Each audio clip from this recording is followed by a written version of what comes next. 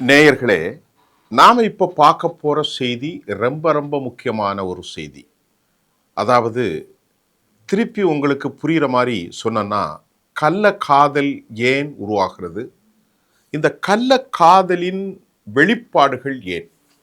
இந்தியாவுல சமீபத்தில் வெளியான கள்ளக்காதலர்கள், அதாவது most extra marital affairs in India.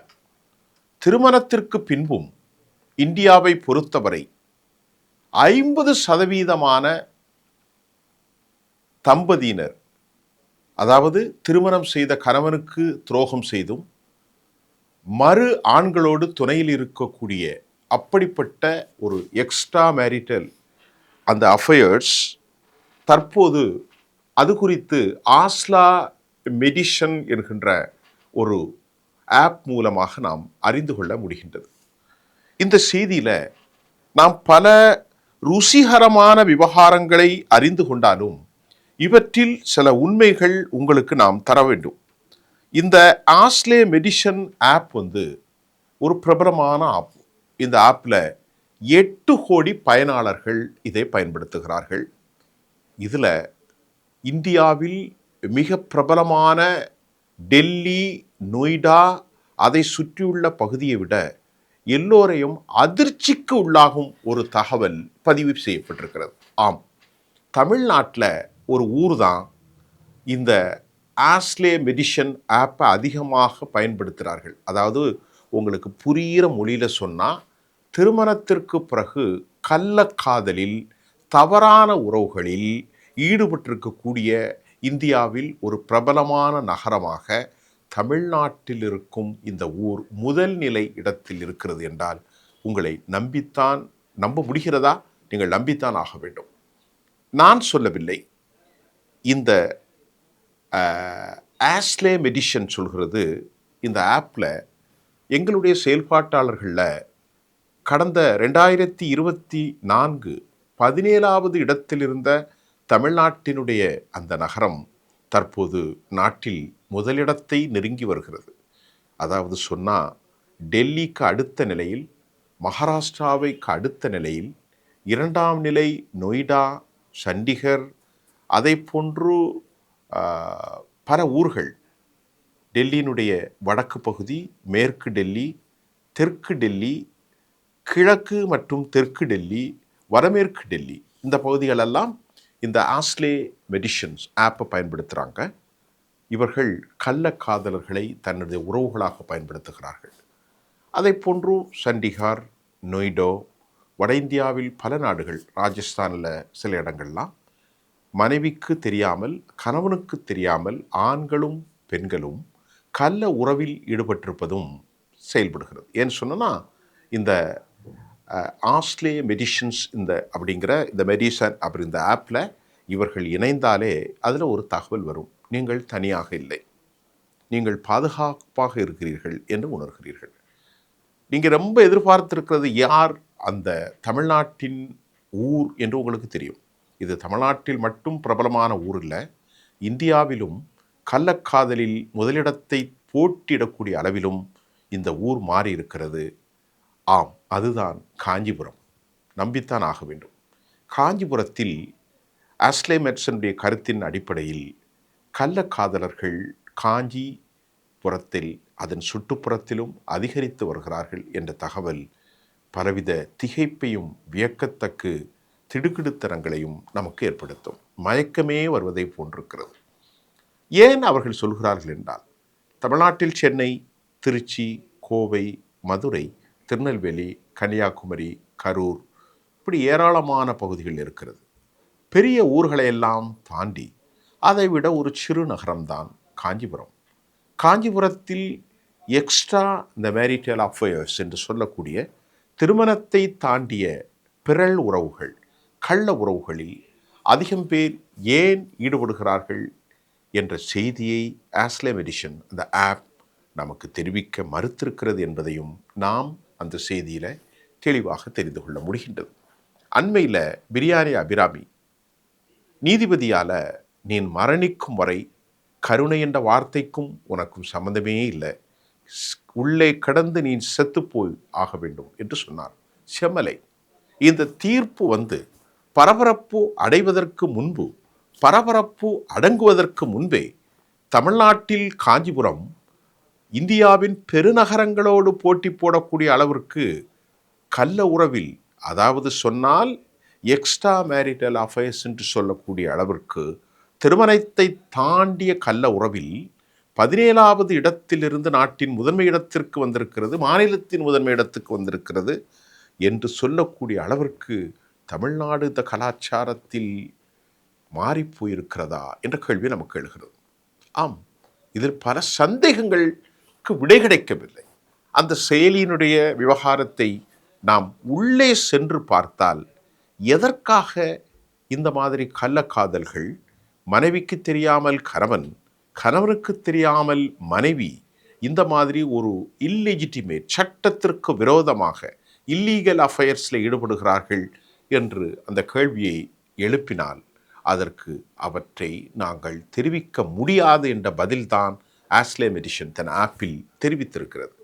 இப்போது அதற்கு காரணம் ஒரு பெருநகரம் ஒன்றும் இல்லை. காஞ்சிபுரம் ஒரு சிறிய நகரம்தான். அந்த நகரம் சுற்றுலா பயணிகள் அதிகம் வரத்தான் செய்கின்றார்கள். ஆனாலும் கூட இவற்றில் அதிகமாக சென்னையை விட காஞ்சிபுரம் தமிழ்நாட்டில் 17வது இடத்தில் 2024 இருந்த இந்த நகரம் முதன்மை இடத்தில் வந்திருப்பது இந்தியா முழுவதற்கும் காஞ்சிபுரத்தை தேடி அவற்றில் ஏன் இந்த மக்கள் திருமண உறவை தாண்டிய கள்ள உறவில் ஈடுபடுகிறார்கள் என்ற கேள்விக்கு விடை கொளிக்காமல் திணறுகிறார்கள். நாம் சொல்லும்போதே காஞ்சிபுரத்தை சொல்வதற்கு சற்று தாமதித்து சொல்ல போது கூட இந்த நிகழ்ச்சியை பார்ப்பதற்கும் இவர்கள் என்ன தீர்வை தரப்போகிறார்கள் என்று நம்மிடத்தில் கேட்கிறார்கள். ஆனால் அவர்கள், அதாவது ஆஸ்லே மெடிஷன்ஸ் அந்த ஆப்பின் மூலமாக ஏன் என்ற கருத்தை கடைசி வரை அவர்கள் தெரிவிக்க மறுத்திருக்கிறார்கள். இதன் காரணம் உறவுகளிடத்திலே ஏற்பட்ட பிரிவா, அல்லது பணத்திற்கான அந்த தேடுதலா, அல்லது செக்ஸ் என்று சொல்லக்கூடிய உடல் தாம்பத்திய பசிக்கான வேட்டையா? பணம், பல காரணங்கள் உண்டு தோழர்களே. நகர்ப்புறங்களில் கள்ள உறவுகள் அதிகரித்துத்தான் வருகிறது. இளம் காதலர்கள் இந்த உறவில் ஈடுபட்டிருப்பது காதல் என்ற போர்வையிலும், தற்போது வயதான பெண்களை தேடி இளைஞர்கள் கள்ள உறவில் ஈடுபட்டிருப்பது, மனைவியின் பால் தாம்பத்தியத்தை அடைய முடியாமல் வெறுப்பின் பால், குடும்பத்தில் ஏற்பட்ட பலவித முரண்களின் பால் பல துணைகளை தேடி செல்கிறார்கள். அந்த துணைகள் இந்த ஆப்பின் மூலமாக அவர்களுக்கு கிடைக்கிறது. ஆகவேதான் ஆஸ்லே மெடிஷன் இந்த ஆப்பை பயன்படுத்தவர்களுக்கு நீங்கள் தனியாக இல்லை, நீங்கள் பாதுகாப்பாக இருக்கிறீர்கள் என்று சொல்கின்றார்கள். இந்தியா போன்ற இந்த கலாச்சார தேசம், கலாச்சார புருஷர்கள், தேசியமும் தேசமும் என்றெல்லாம் புகழ் பாடுகிற இந்த நாட்டில், யூரோப்பு நாட்டில் இருப்பதை விட ஒரு இழிவான கலாச்சாரத்தை எப்படி அனுமதித்தார்கள் என்ற கேள்வி எழுகின்றது.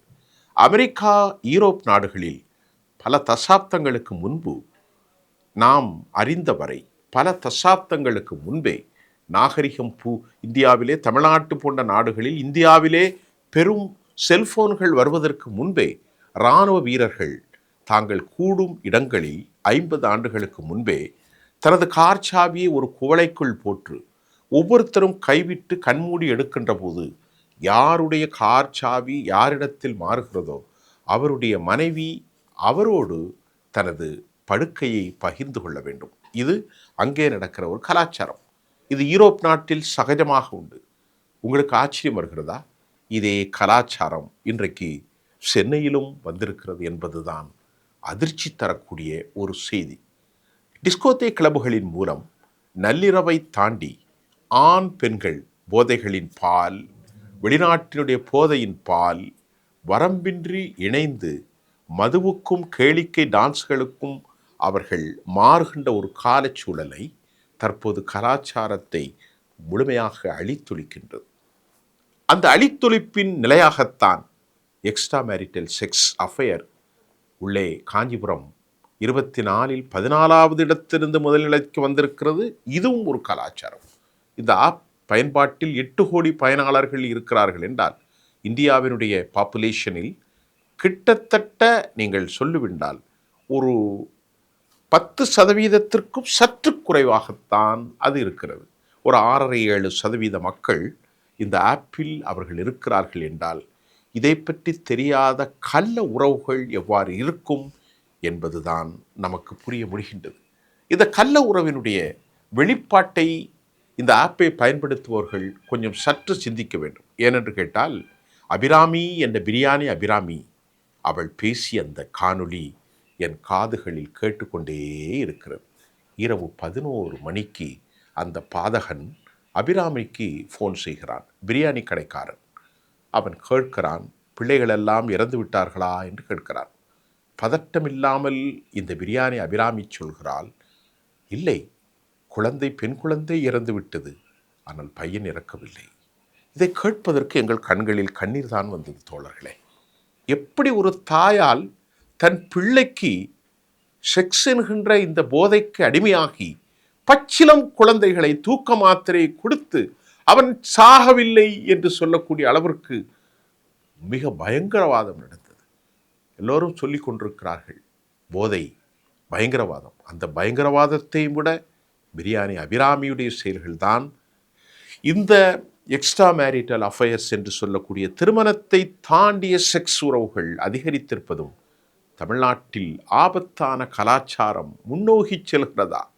24இல் 17வது இடத்தில் இருந்த காஞ்சிபுரம் 1வது இடத்தில் வந்திருப்பதும், மும்பைக்கு அடுத்த லெவலில் 2ஆம் நிலை நகரங்களில் தான் இது அதிகரித்து வருவதாகவும் இந்த எக்ஸ்ட்ரா மேரிட்டல் அஃபயர்ஸை குறித்து ஆஸ்லே மெடிஷன் ஆப் தன் கருத்திலே தெரிவிக்கின்றது.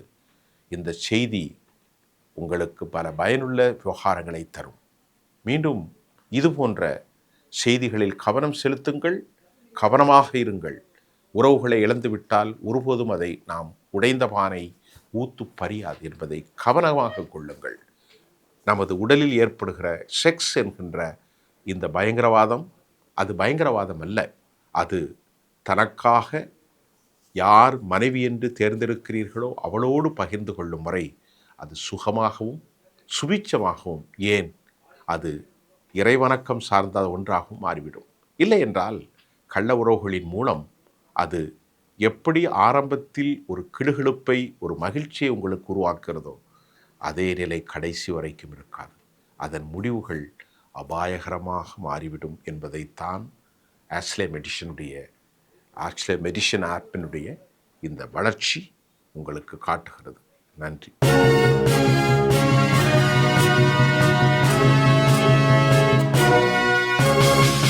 உடனுக்குடன் அப்டேட் தெரிந்து கொள்ள ஜெம் டிவி தமிழ் ஆப்பை இன்ஸ்டால் செய்யவும்.